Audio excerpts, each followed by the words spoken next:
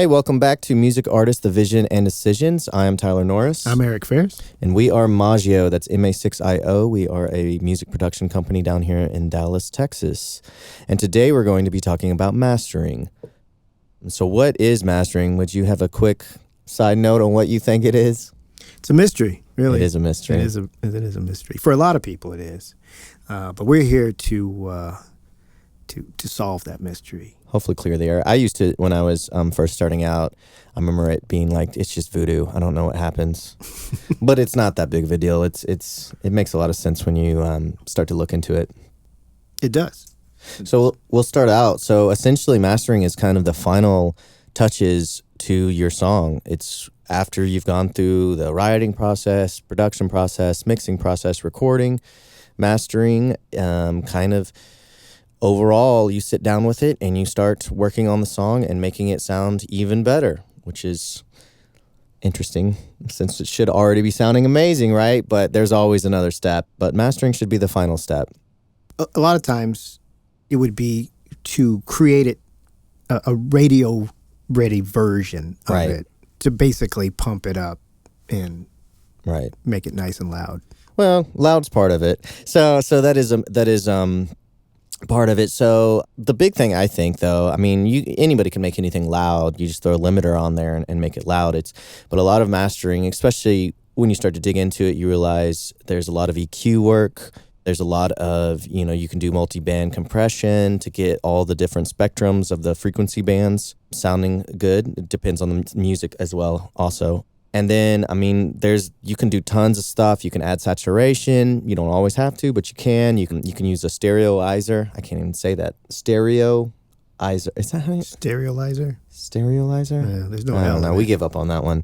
You can mess with a stereo image. A widener. That's stereo perfect. widener. Yeah. I can't speak English. So there's a lot that goes into it, more than you would think. And I mean, most of the time they're only working with a 2-track, which is when you bounce it out, it's what you would listen to. It's just a left and right channel, and they work off of that. So I was going to say, to break it down even to the essence of what it is, when you think of a mix and you think of, like, say, ingredients that you're cooking with, you have dozens, if not 100 different tracks that you're mixing into a left and a right channel. Right. And then you end up with a 2-track, which used to be a bunch of tracks. You hand that over to the mastering engineer, and they're dealing with 2 tracks where everything is mixed already, and you're sort of polishing that mix. It's kind of like the icing on the cake.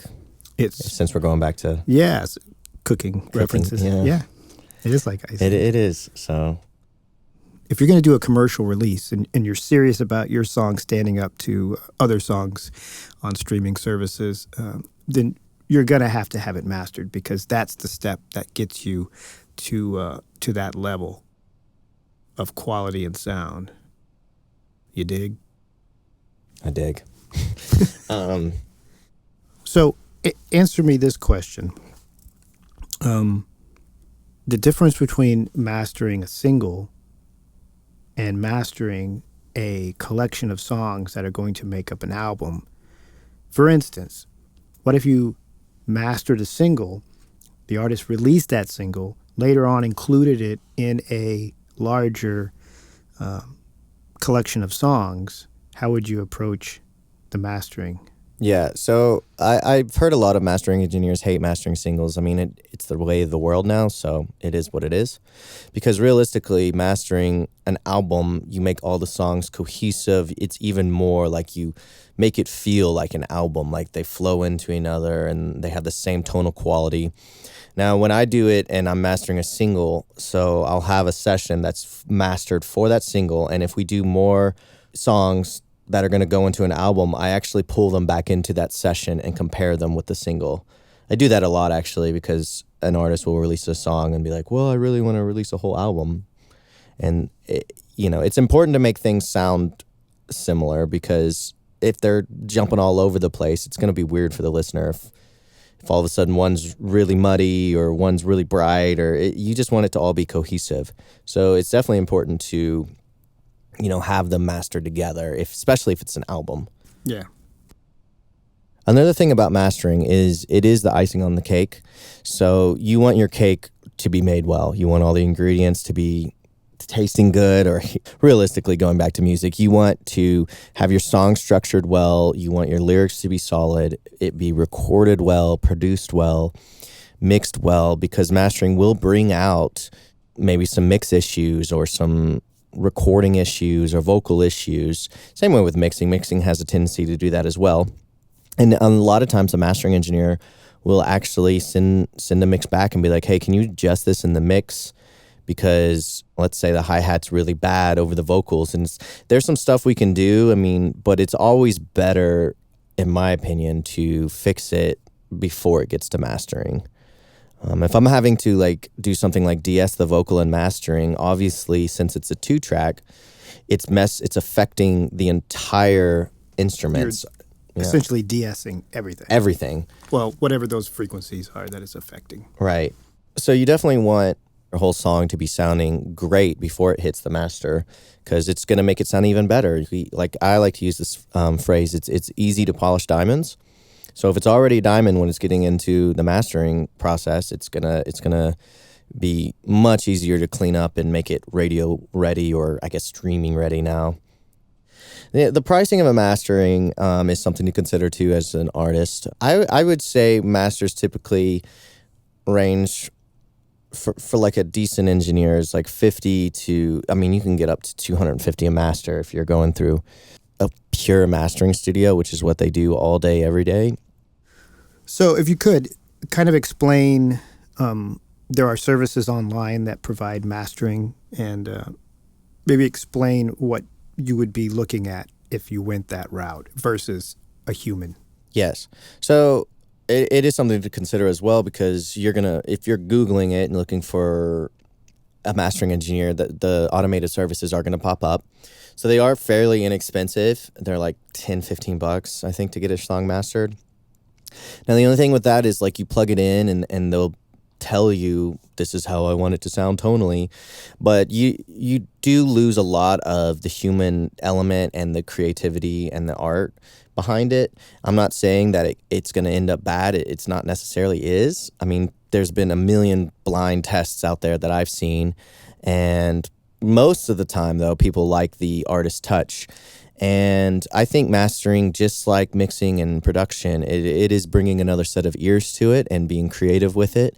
And if you're just spitting out a bunch of songs at home and you just want them to be pumped up, I don't think those services are bad. I think, though, if you're going down the route of trying to be a successful music artist and to get your music out to people, it's usually beneficial for you to have a relationship with your mastering engineer and to work with them and bring a human on. Who knows, though, maybe in 30, 40 years it's going to be negligible. Yeah, there won't be any humans. Yeah, there's going to be no humans. So, I mean, after Terminator takes over, but you might not be able to tell the difference later on, but for now, I still think that if you are, paying all the money to get a song done right and done well, it's good to finish it out strong. So I have a question for you. If I'm an artist and I have approved my mix and I love the mix and I get my mastering back and I listen to my mastering, what necessarily am I looking for between the mix and the master? Because a lot of people will just be like, they'll know it sounds good.